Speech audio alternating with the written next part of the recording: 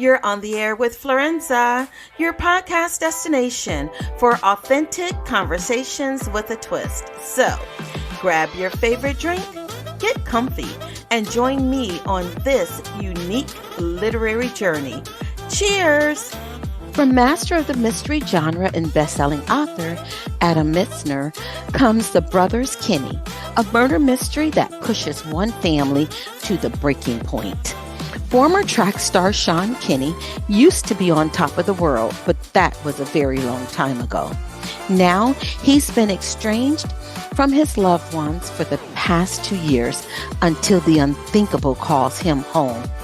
While struggling to make sense of the devastating death that has shaken the Kenney family to its core, Sean grasps at the opportunity to seek forgiveness for his past mistakes from his family and himself, while clinging to the belief that if he can discover what really happened that day, he might somehow be redeemed. Both a family saga and a thrilling mystery, The Brothers Kenney searches for forgiveness and the meaning of home as assiduously as it does the identity of a killer. Please welcome author and practicing attorney Adam Mitzner.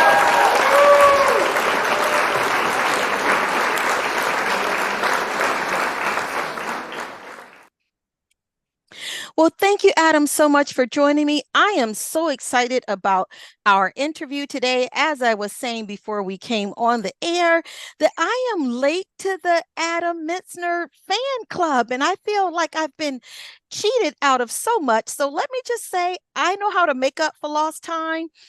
So whomever it is that's your number one fan, please serve him or her notice that I am fast coming to replace them as your A number one. Tell us a little bit. I did read your bio, but tell us a little bit about your newest release, The Brothers Kenney, and why is it that it's time for this story to be told? Well, first, thanks so much for having me. And I'm very glad always to get a new fan. I will tell my wife that there's competition at the top spot. Yes. So The Brothers Kenney is my 11th novel, and it comes out in August. And I'll tell you what started the thinking about writing this book. About a few years ago, I saw a Facebook post from somebody that I went to high school with, who was at the very top of the social and athletic pyramid in high school, and had fallen on some harder times. And it made me wonder about this idea about, when things seem as if you have endless opportunities when you're a younger person, how do you grapple with it not turning out exactly the way that you wanted to? And one of the things that was interesting for me in writing this book is I noticed that a lot of my books had the trajectory of starting with somebody who was at the top and watching them go down, which caused, among other things, my sister to always say, they seem to always be sad.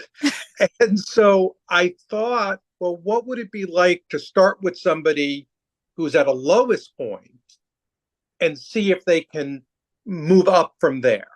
And so in the character of Sean Kenney, there's someone, as I said, who has had this great high point very early in his life, but then it didn't follow through the way he had hoped it would. And when we meet him, he's now 20 years past his athletic peak, near homeless, and estranged from his family. And so really not too much downward trajectory for him to have. And the book is about seeking forgiveness and seeking redemption.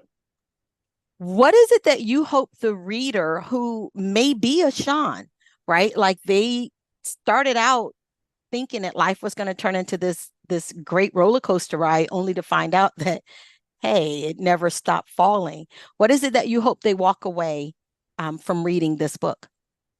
Well, I think that whether you're a Sean or someone with a Sean in their life, and because it's a fiction, I think that the the experiences are magnified beyond what most people probably experience.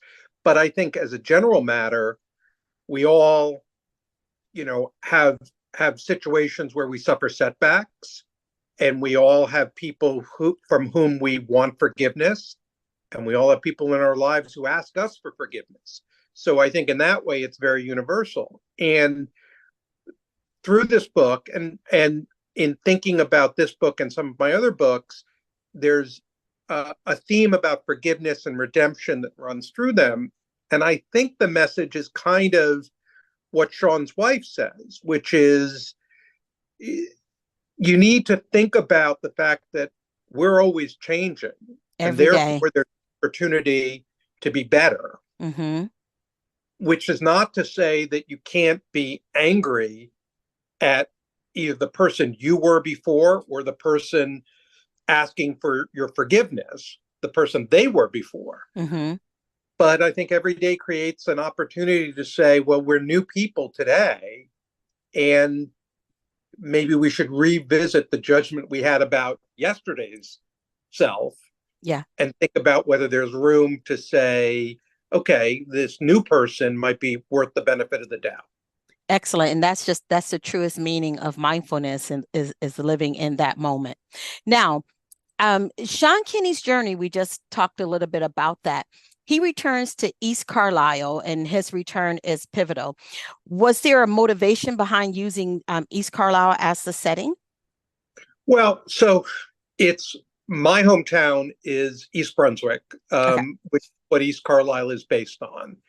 And so, because it's what I know, and it's fun for me to write about the diner that I used to go to when I was in high school. But also, I think this concept of coming home is universal, and this idea about whether you're coming home to the literal place where you grew up, or just coming home because you're surrounded by your siblings and your parents again. There's something very universal again about being with the people and the places that made you who you were, particularly in light of this idea about forgiveness. Are you that person anymore? And so I think that's the idea that I was trying to evoke, is that you go back to this place that has so many memories and the people who knew you back then. Uh-huh. And are you the same? Are they the same? So I think that's the thing that's fascinating. And I'm always fascinated by family dynamics because, if you're the younger sibling, I don't care if you're now in your 90s, Right. your 92-year-old older sibling will treat you like a baby. And so that, I think, is also something that anybody who's a part of a family knows. Uh-huh. Uh-huh. What would young Adam say to the Adam today? I think that the normal things about don't worry so much, try to be nicer to people, try to be nicer to yourself, those types of things, which I think is, it's what older Adam tells himself too. But I think that, I've got 4 children who range in age from 27 to 20, and I'm constantly looking at them saying, gosh, you're awfully hard on yourself, or you're so worried that it's not going to work out because of something that, when you're older really doesn't matter. Right. So I think that's it. And even in a situation, I've never had the sort of cataclysmic failure that befalls Sean. Uh-huh. But I've certainly had my share of failures. And I think also when you're in the position to really do something great, as he was, then you're, it's a much higher perch to fall, and so the fall is harder. Right. And I think it's important to recognize just how high a perch you were on and be, Mm-hmm. appreciative of that. But also to realize that, you know, there's still a lot of life to be gained, even after you've had a setback. Right. And I think that's the important message from the book, is that one setback does not make a life. And, like the cliche, it's really more about how you handle setbacks than the fact you've suffered them. Right. Now you said that your wife is your number one fan, and I can't replace a wife, so tell her I'll be number two. I'm okay with that. All right. Fair. Now, is she also like your biggest critic? Does she kind of come along and say, babe, I see where you were going with that, but I don't think you quite got there. What sort of input does she give when you're finished with a project? Well, she wishes it was when I was finished with the project, but uh, oh, she has imposed on me, after so many books, a 3-read rule, Oh, which is probably 2 more reads than anybody really needs to do outside of me. So the process that we go through is, when I'm about 50% done, she'll do a read, and I'll sort of say, do you think that's a real book? Do you know where it's going? The stuff that I'm wondering about. And then when I think I'm done, she'll read it again. okay. Normally either right before it's published or right before I send it to my publisher. She'll read it for the third and final time. And yes, she is my best, probably my hardest critic. Okay. But without a doubt, everything that I write is much better after her input. So I'm thankful for it. And it is my failure that I think I've cowed her into being nicer to me than my writing deserves, because she doesn't want to upset me too much. And then I'll have to say to her, no, tell me the truth. Because I think she doesn't want me to get too down. Oh. Reads it. Oh, now if you could go to dinner to that favorite diner that you referenced when you were back in high school with either of the Kenney brothers, which one would it be, and why would you select that one? I think that Sean is the most interesting to me, because I'm fascinated by the idea of being close to greatness. I think that's something, as a writer, you think about, like, I'm constantly getting better, I like to think, about my writing. And am I ever going to write something that is really a masterpiece? And I was not a world class or even a county class athlete in my youth. Uh-huh. But the thing about athletes that I find fascinating is that, you don't constantly get better. Mm. And you hit your peak at an age where it's really kind of unfair that that's your best. And then you have to deal with the fact that you're just never going to be that good again. And so that's fascinating to me. And then, as we've been talking about, the idea of needing a second act in your life, which athletes have to do. And, again, it's not exactly the same thing at all, but I'm a lawyer by profession, and being a writer has been a second act in my life. And so, and in a way that, when I was in law school, when I was a younger lawyer, up until 15 years ago, I never thought this would be the thing that I do. And so it also gives me hope that, anybody can say, the thing that I'm most proud of in my professional career is something that I didn't even start thinking about until I was in my 40s. Yeah. Yeah. And how awesome is that? Were you an author that set out to write, or did writing just overshadow you and just kind of take over your personality and say, bam, I'm here? I think the second. I mean, I never thought about being a writer. I didn't take writing classes in school. Um, I always enjoyed writing, but I didn't do all that. I mean, I didn't do any creative writing until I was probably 40 years old. Um, as a lawyer, you do a lot of brief Right. writing, and so I was pretty well versed in writing, and I was always a pretty avid reader. Um, but I sometimes tell this story about when I was in law school, is about the time when John Grisham's The Firm came out. Yeah. And I was talking to my friend who was also in law school with me, and I was saying, I could write something like this. And he laughed and he said, write something like that. You should write something like that. Uh-huh. And I said, well, not right now because I'm busy. But 20 years later, I said, okay, I'm going to try to write something like that. Nice. Now, did he get a chance to read it? The friend who was like, just write it then. Yes, he is still among my closest friends, and he's lent his name to a character in a series of my books, and so he is well versed in the idea that I did ultimately end up writing it, Mm-hmm. and that I tell that story and make fun of him all the time.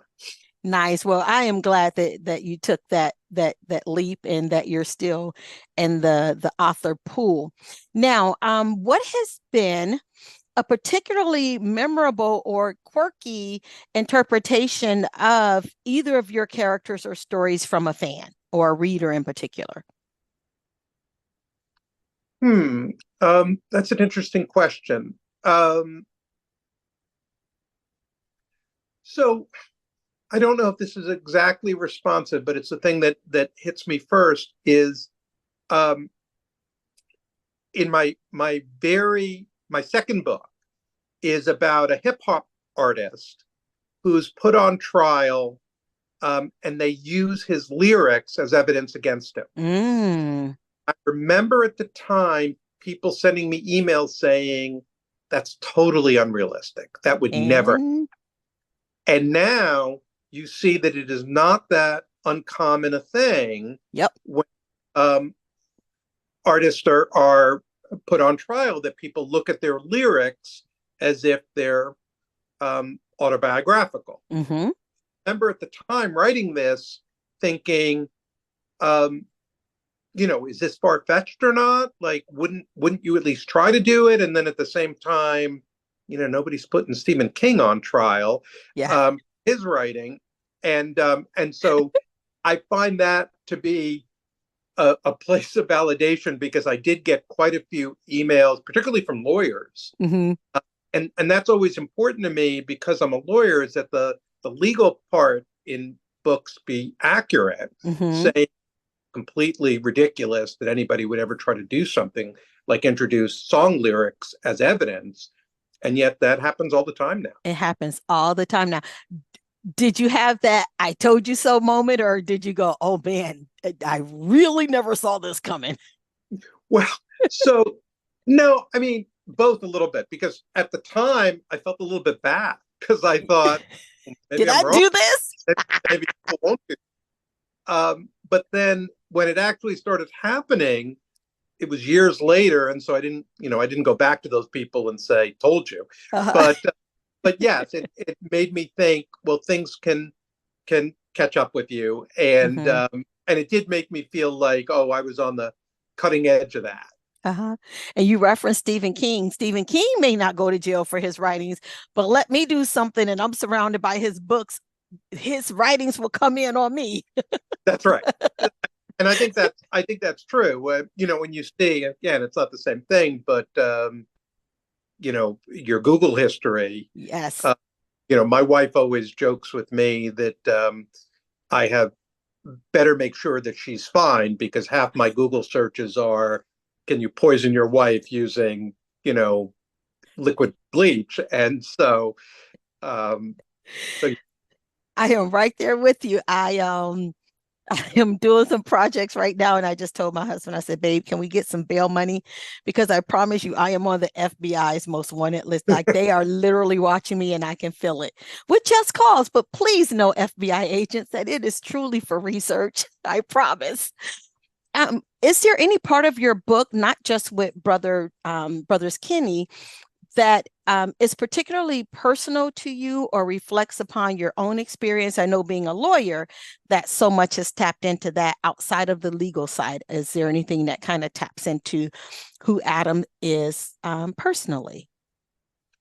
Yeah, I think that in the, not to be glib about it, but the short answer is all of it. And then the longer answer, none of it. Yeah. So, I always think about, they always say that when you, in your dreams, that all the people are you. Yeah. I think that's true for writing also. So, even when I'm trying to get into the head of the character, and even if the character's a murderer or, somebody that couldn't have had a more different life experience than me, it's still me thinking, well, if I was a murderer or if I was a ballerina, what would I be thinking in this situation?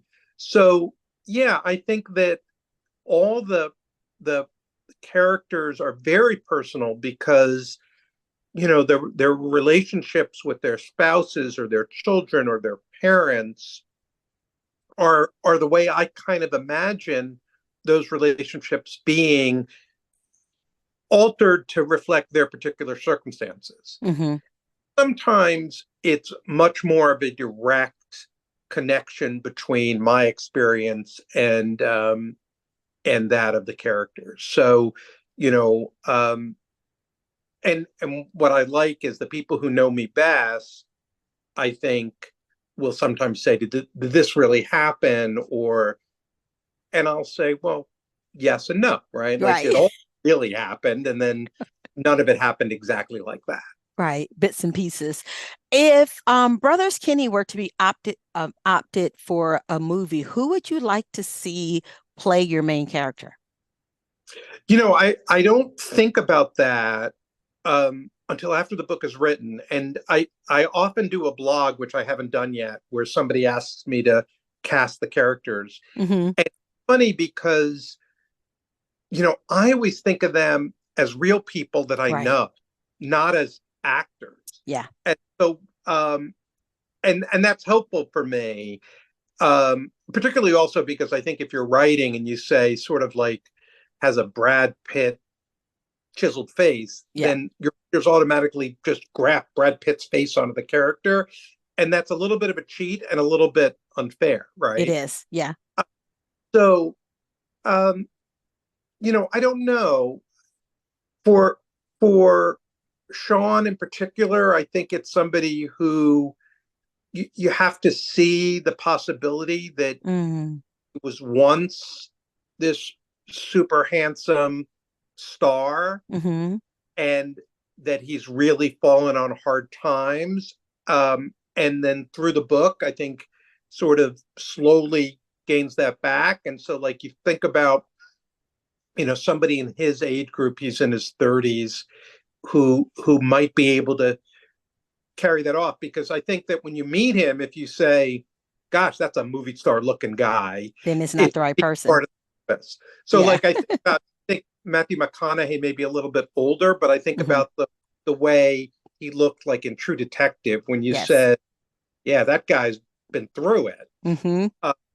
Is the kind of thing that I think you'd be looking for, somebody who you'd say, yeah, that guy's fallen on hard times, but you could see that there was something really magnetic about him. Yeah. And I think that's what makes the readers gravitate towards those stories, because they are so believable. We always see people when we're walking, if you're in an area where you may have those who have truly fallen on hard times, or you're visiting somewhere, and like I live in just this little village here in Ohio, and it's just this really quaint town, but I travel a lot, and we'll be somewhere to where you see those who are unsheltered, or you see those who have really fallen on hard times, and you can see even through their current situation, that at one time life was so very different for them. It's just some elements of that remains, either it's in their expression or in their eyes or the way that they carry themselves. There's some parts of us that don't always go away. So I can identify with what you were saying. What's a future project that you're working on that either involves the Kenney brothers as a sequel, or that perhaps you're working on a completely different new group of characters? I'm working on 2 books at the moment. And one is pretty finished and one is midway. So because I'm a practicing lawyer still, I sort of jump back and forth between books that are very legal centric, which the Brothers Kenney is not, and books that have more of a legal theme to them. So one of the books I'm working on is a book that relies heavily on courtroom scenes that I'm excited about. And the other book that I'm working on is not. And it is a book that I started working on during COVID and has a little bit of a COVID theme to it, but not to scare anybody off because most of it takes place post-COVID. Okay. But I'm excited about both of them in different ways. The book that is not legal draws on a lot of my college learning in political philosophy. Okay. And so that's exciting. And I kind of always thought to myself that one day I'd write a book about a college professor. And so that's exciting for me. And the other book is a return to the law, which I always enjoy. And my truly number one fan, my wife, says she likes the legal books better than the non-legal books. So nice. It's always they say, okay, it's going to be a legal book. Happy wife, happy life. So where are the listeners able to engage with you, to follow you, to interact with you? So I have a Facebook page. I have an Instagram page. And I have a website. All easily, one of the benefits of having a name that is not all that common is you just type in my name and it pops up. But I also tell everybody that I put my email address in the acknowledgments of the book. Okay. And answer everybody's emails until I become overwhelmed with emails. And thus far, I have not become overwhelmed with emails. And so I'm able to answer any reader who emails me. And I really appreciate it. I get a lot of emails that start with, never sent an email to an author before. and those are my favorite because not only is it the opportunity to connect with people who you otherwise never would have connected with, but to hear how, people experience the book is really a joy for me. Now, if you were to consider co-writing something with someone, a famous person, not necessarily an author, living or unalive, as the young people say, who might that person be, and what would you write, and why would you choose them? That's interesting. I can't imagine. I should say I can't imagine co-writing a book, and I know people who do it, and I say that because as a lawyer, all your work product is co-written, and so I'm very familiar with the idea of lots of hands editing a book, and my editors always say to me that I'm an easy person to work with in that regard. And I get that because as a lawyer, everyone's changing your work all the time. Uh-huh. And so I'm pretty open to that. I can't imagine writing a book with someone else, though, because it seems like it's such a particular vision that it seems like a difficult thing to do. If I had to pick someone, I think I'd pick someone from my genre who I really think is a great writer. So I'm a huge fan of Scott Turow. And so it would be, to me, thrilling to watch him work and to Uh-huh. say, gosh, that, it's so interesting the way you do it. I'm always fascinated when I talk to other writers and hear about the way they write, because I'm not, trained as a writer in that way. Uh-huh. Fascinating to me how other people work. And my takeaway has always been that, generally speaking, most of the people who are in my genre writing thrillers or mysteries write similarly to the way that I do, which is to say, it's not a painstakingly plotted Right.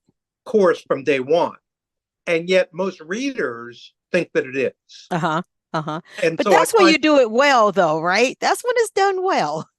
I guess that's right. I suppose that's right. But, again, like in legal writing, you kind of have it all plotted out before you write the first word. And yet, as I told you, I'm in the middle of two works now, and one of them Uh-huh. is 70% finished, and I don't know who the murderer is. Oh, And wow. and that's frightening too, because I'm Uh-huh. thinking, I you know I hope I can pull it all together. But it's, after a bunch of books, you're like, all right, I'm pretty sure I'll be able to pull it all together. But it's just a different experience. Have you ever had a book end in such a way that you yourself is like, what? I did not see that coming. Yeah, more often than not. More often than not, it'll either be the kind of thing where I'll say, pretty late in the book, wouldn't that be a cool ending? Uh-huh. Uh, and then it's always funny when readers say, saw the ending coming. And I'll be like, all right. And maybe they did. Maybe it was a lucky guess. But I normally don't see the ending coming at least until the midway point. Uh-huh. And normally, sometimes when I start, I think I know where it's going to go, and they almost never end that way. And the Brothers Kenney is included in that. Like, the Uh-huh. original thing that I had in the Brothers Kenney is not the ending that's in the book. And the ending in the book, which I think is much better than what I had conceived of, came to me pretty late in the book. Nice. That was going to be my next question. Have you ever ended a book only to go back later and change it and say, nope, let's just completely change that ending? Maybe you can put together a book of nothing but alternate endings for all the Yeah, books and just let everyone read, like the bloopers, right? You could just do an entire blooper series. yeah.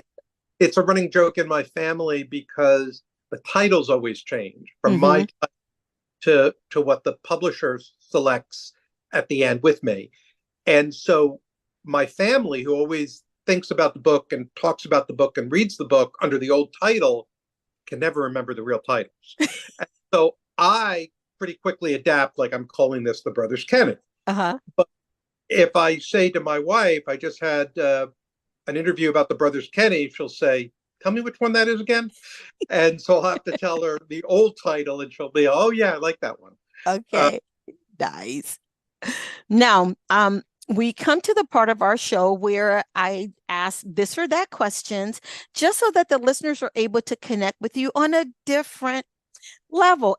But I think this is a great selection. So, cookies or cake, Cookies. read thoughts or speak to animals. That's hard, only because I would really like to know what my dog is thinking and hold it over my wife that I knew. But I think read thoughts would probably come in better professionally for me. Okay. A day at the beach or a day at the amusement park? The beach. The beach. Let's see. Learning a new language or learning a musical instrument? Musical instrument. Both my daughters are excellent singers, and I can not carry a tune.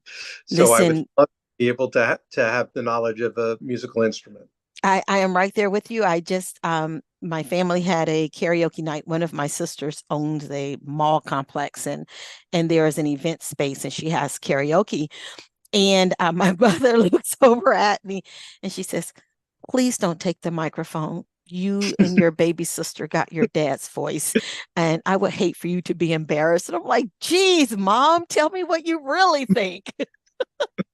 Don't take the microphone.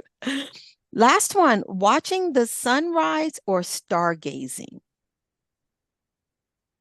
I like stargazing. I like the night. I like the stars. That's an interesting question. I've never really thought about it. Uh-huh. Also, never awake when the sun rises. So there's that. Well, Adam, this has been an absolute joy getting to know you and chatting with you, and I'm excited about becoming your number 2 fan. Well, this has been great fun for me too. I really appreciate it. And thank you so much. You're welcome. Thank you. And this wraps up another episode of On the Air with Florenza.